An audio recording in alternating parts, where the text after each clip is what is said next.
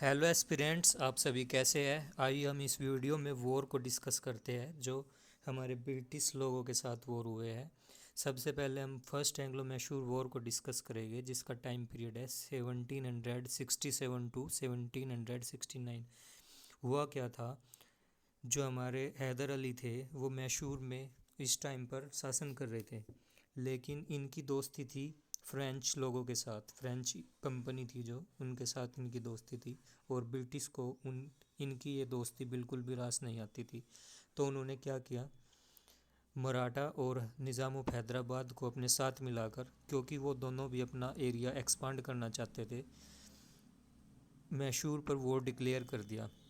लेकिन हैदर अली की जो ट्रेनिंग हुई थी वो फ्रेंच के साथ हुई थी और उनकी जो डिप्लोमेसी थी वो बहुत अच्छी थी। उसकी अपनी स्किलफुल डिप्लोमेसी की वजह से उन्होंने मराठा और निज़ाम को अपने साथ पहले ही मिला लिया वॉर होने से पहले। और ब्रिटिश गवर्नमेंट यानी कि जो ईस्ट इंडिया कंपनी थी उसको हार का सामना करना पड़ा और ट्रीटी ऑफ मद्रास करनी पड़ी, जिसमें जो एरिया जिसने कब्जाया था दोनों ने वापस कर दिया था।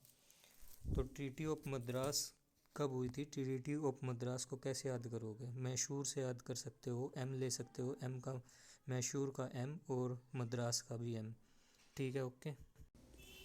हमारा सेकंड एंग्लो मैसूर वॉर है जो वो हुआ था 1780 से 1784 के बीच में। और इसका मेन कारण क्या था, ब्रिटिश लोगों को फर्स्ट मैसूर वॉर में हार का सामना करना पड़ा था, इसलिए वो बदला लेना चाहते थे। तो उन्होंने क्या किया, जो माहे हमारी टेरिटरी थी, जो फ्रेंच की टेरिटरी थी, वो हैदर अली के अंडर में आती थी। उन्होंने माहे पर अटैक किया डायरेक्ट वॉर से बचने के लिए। मैसूर पे वॉर नहीं किया उन्होंने, उन्होंने वॉर किया है माहे पे। लेकिन माहे जो टेरिटरी थी वो हैदर अली के अंडर में आती थी, तो हैदर अली ने भी ब्रिटिश के खिलाफ वॉर कर दिया। इस वॉर के दौरान हैदर अली की मृत्यु हो गई और उनके जो सन थे टीपू सुल्तान, उन्होंने वॉर को कंटिन्यू रखा। लेकिन 1784 में वैरन हेस्टिंग हमारे गवर्नर जनरल आए और उन्होंने इस एंड वॉर को एंड कराया और ट्रीटी ऑफ मैंगलोर साइन कराई। अब हुआ ये कि जो सेकंड एंग्लो मैसूर वॉर है उसमें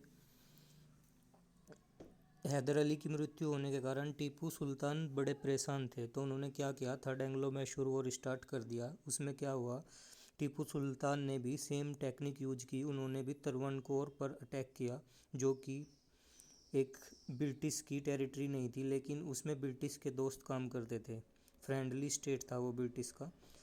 तो फिर क्या हुआ, सुल्तान ने वॉर डिक्लेयर कर दिया तरवानकोर पे।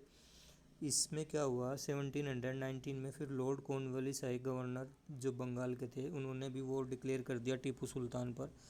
और इस वॉर में टीपू सुल्तान को बड़ी हार का सामना करना पड़ा। मोस्टली 50% जो एरिया था टीपू सुल्तान का वो ब्रिटिश ने कब्जा लिया था और एक बहुत बड़ी ट्रीटी साइन कराई, श्रीरंगपट्टनम इस ट्रीटी का नाम है। देख लो, नाम से ही पता लग रहा कितनी बड़ी ट्रीटी हुई होगी।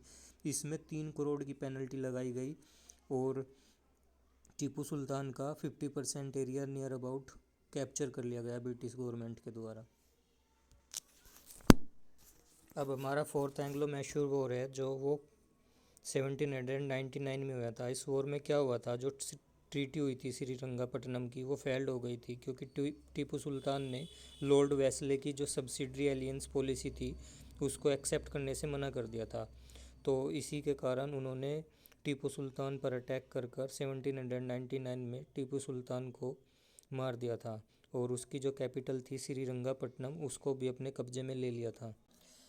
अब हम अपना एंग्लो मराठा वॉर डिस्कस करते हैं। फर्स्ट एंग्लो मराठा वॉर हुआ जो वो हुआ 1775 से 1782 तक। इसमें क्या हुआ, इसमें ब्रिटिश इस बैटल को जीत गई थी, लेकिन मराठा को उनका जो पुणे वाला क्षेत्र था वो भी वापस मिल गया था। ये पेशवा बनने की जो लड़ाई छिड़ी हुई थी मराठा में, इसके कारण ये वॉर हुआ था। और फाइनली 1782 में इस वॉर को ख़त्म किया गया और ट्रीटी ऑफ सालावाई साइन कराई गई मराठा और ब्रिटिश के बीच में। इस ट्रीटी में क्या हुआ, सेलेस्ते और थाने की जो जगह थी हमारी दोनों, वो ब्रिटिश को दी गई और नारायण राव को पेशवा मान लिया गया। इसके साथ साथ अब हो क्या रहा था, जो नेपोलियन थे वो भी अपना एरिया एक्सपांड कर रहे थे और वो इंडिया की तरफ अटैक करते हुए आ रहे थे। तो जो वेल्सले थे हमारे गवर्नर जनरल, उन्होंने उस टाइम पर सब्सिडरी अलायंस चलाई, क्योंकि उनको लगता था कि अगर वो सारे इंडिया के स्टेट को कब्जा कर लेगा, एनेक्स कर लेगा, तो वो नेपोलियन से इंडिया को बचा सकता है। तो उन्होंने क्या किया, ट्रीटी ऑफ बेसिन साइन कराई बाजीराव सेकंड के बीच में और ब्रिटिश के बीच में 1802 में। इससे क्या हुआ, जो कंपनी थी ईस्ट इंडिया कंपनी, उसने सूरत जैसे शहर को अपने कब्जे में ले लिया। और ये ट्रीटी थी जो वो मराठाओं के लिए बहुत बेकार साबित हुई और उनकी भावनाओं को ठेस पहुंचा। तो उन्होंने second Anglo Maratha war declare कर दिया। अब हमारा आता है थर्ड एंग्लो मराठा वॉर, 1817 से 1819 तक चला। इसमें क्या हुआ, वैन एंड हेस्टिंग गवर्नर जनरल आए और उन्होंने ये पेशवा वेशवा वाला चक्कर बिल्कुल ख़त्म कर दिया और बाजीराव को पेंशन देकर कानपुर भेज दिया। ठीक है, ओके। अब हम डिस्कस करेंगे कुछ इम्पोर्टेंट ट्रीटीज़ है जो ब्रिटिश और मराठाओं के बीच में हुई थी, उनको डिस्कस करेंगे। अब हम सबसे पहले हम डिस्कस करते हैं ट्रीटी ऑफ सूरत, जिसका टाइम पीरियड हुआ था 1775। ये किस किस के बीच में हुई थी, रघुनाथ राव और ब्रिटिश के बीच में ये ट्रीटी हुई थी। कैसे याद रखोगे, रघुनाथ एक नाथ है कोई, उसको अपनी सूरत बड़ी अच्छी लगती है, तो इसको हम ऐसे याद रख सकते हैं। सेकंड नंबर पे हमारी ट्रीटी ऑफ सालाबाई, यानी कि 1782 में ये ट्रीटी हुई थी। ये ट्रीटी पुणे कोर्ट और ब्रिटिश के बीच में हुई थी, जिसमें मीडिएटर थे हमारे सिंधिया। फिर हमारी थर्ड ट्रीटी हुई ट्रीटी ऑफ बैसिन 1802 में। ये किस किस के बीच में हुई, बाजीराव सेकंड और ब्रिटिश के बीच में। बी ए बैसिन के भी स्टार्टिंग में आया हुआ है और बाजीराव के भी, तो इसको हम ऐसे याद रख सकते हैं। फिर फोर्थ नंबर पे हमारी ट्रीटी ऑफ देवगांव 1803 में ये ट्रीटी हुई। ये ट्रीटी हुई भोंसले और ब्रिटिश के बीच में। मान लो कोई गांव में घोंसला है, अब इससे याद रख सकते हैं हम, देवगांव में कोई घोंसला है, ऐसे याद रख सकते हैं। फिर हुई हमारी ट्रीटी ऑफ सुजी अनजान गांव में 1803 में। एस से सुरजी के एस से सिंधिया ले लेंगे हम, तो बिटवीन सिंधिया और ब्रिटिश और सिंधिया के बीच में ये ट्रीटी हुई। फिर हमारी सिक्स नंबर की ट्रीटी है ट्रीटी ऑफ राजपुर घाट, जो 1805 में हुई। ये किस किस के बीच में हुई, होलकर और ब्रिटिश के बीच में हुई। अगर कहीं पे हमें राज करना हो तो पहले होल कर लो उस क्षेत्र में, तो ऐसे याद रख सकते हो। फिर हमारी ट्रीटी हुई नागपुर वाली 1816 में। जो नागपुर की वाली ट्रीटी हुई वो हुई भोसले और ब्रिटिश के बीच में। फिर हमारी 8 नंबर की ट्रीटी हुई ग्वालियर, ट्रीटी ऑफ ग्वालियर 1817। ये सिंधिया और ब्रिटिश के बीच में हुई। फिर हमारी ट्रीटी है मंदसौर 1818 में हुई है, होलकर और ब्रिटिश के बीच में हुई। अब हम अपने एंग्लो सिख वॉर डिस्कस करते हैं। जो हमारा फर्स्ट एंग्लो सिख वॉर है वो हुआ था 1845 से 1846 में। देखो पंजाब में क्या चल रहा था, पंजाब में पहले महाराजा रंजीत सिंह थे, वो स्ट्रॉन्ग लीडर थे एक, लेकिन उनकी मृत्यु के बाद कोई भी स्ट्रॉन्ग लीडर नहीं बचा हुआ था। तो इसका फ़ायदा उठाते हुए इंग्लिश लोगों ने पंजाब पर दलीप सिंह के शासन में लाहौर पर अटैक कर दिया और लाहौर को अपने कब्जे में ले लिया और ट्रीटी ऑफ लाहौर साइन कराई। इसके बाद ट्रीटी ऑफ लाहौर में क्या हुआ, जो सतलज रिवर का हमारा एरिया था साउथ साइड वाला, वो ब्रिटिश ने कब्जा कर लिया और दिलीप सिंह को महाराजा घोषित करके लाल सिंह को वजीर बना दिया। लेकिन इसी के दौरान इन्होंने क्या काम किया, लाहौर का कुछ हिस्सा कश्मीर क्षेत्र वाला और राजा गुलाब सिंह को बेच दिया। ये बात लाल सिंह को बिल्कुल भी पसंद नहीं आई और लाल सिंह ने राजा गुलाब सिंह के खिलाफ और ब्रिटिश के खिलाफ रिवोल्ट कर दिया। अब क्या हुआ, जो हमारी ट्रीटी ऑफ लाहौर साइन हुई थी उसमें कोई भी इम्प्रूवमेंट नहीं किया गया और ना ही उसको नेगोशिएट किया गया। इसके चलते ब्रिटिश लोगों के खिलाफ सिख लोगों ने रिवोल्ट कर दिया और वॉर डिक्लेयर कर दिया। इसमें क्या हुआ, बैटल ऑफ रामनगर 1848 में लड़ी गई और बैटल ऑफ छिल्लिनवाला जनवरी 1849 में। और उसके बाद ब्रिटिश जो गवर्नमेंट थी चार्ल्स नेपियर की लीडरशिप में, उन्होंने फाइनली सिख आर्मी को हरा दिया गुजरात बैटल में और लॉर्ड डलहौजी ने पंजाब को एनेक्स कर लिया और महाराजा जो दिलीप सिंह थे हमारे, उनको इंग्लैंड में भेज दिया एजुकेशन पर्पज़ के लिए, साल भर की पेंशन देकर, जो 5 लाख रुपए की थी।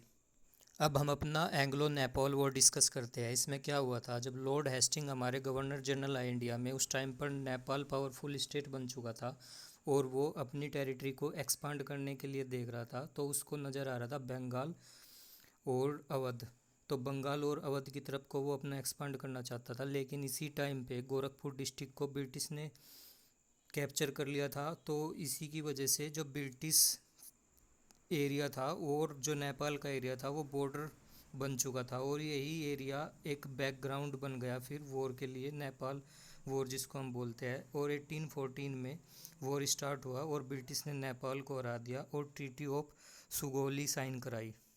आओ अब हम देखते हैं फर्स्ट एंग्लो बर्मीज़ वॉर। इसमें क्या हुआ था, जो कोनभूक डायनेस्टी थी बर्मा की, और जो ईस्ट इंडिया कंपनी थी वो हमारे जो स्टेट थे नॉर्थ ईस्ट वाले उन पर नज़रें रखी हुई थी कि इनको कैसे कब्जे में लिया जाए। तो इसी के चलते हुए ब्रिटिश और बर्मीज़ वालों में वॉर हो गया और ब्रिटिश ने इस वॉर को जीत लिया। ये ब्रिटिश हिस्ट्री का सबसे लॉन्गेस्ट वॉर था और इसमें 15,000 सोल्जरों की जान गई और ट्रीटी ऑफ पियंडबाऊ के थ्रू इसको ख़त्म किया गया और असम पर ब्रिटिश ने कब्जा कर लिया। अब क्या हुआ, हमारा second Anglo Burmese war start हुआ, जिसका कारण था बर्मा गवर्नमेंट ने जो ट्रीटी हुई थी उसको एक्सेप्ट करने से मना कर दिया था।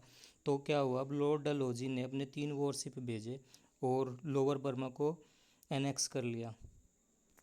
अब हम पढ़ते हैं फर्स्ट एंग्लो अफगान वार के बारे में, जो 1838 से 42 तक चला। इसमें क्या हुआ था, ये लॉर्ड ऑकलैंड के टाइम पे हुआ था।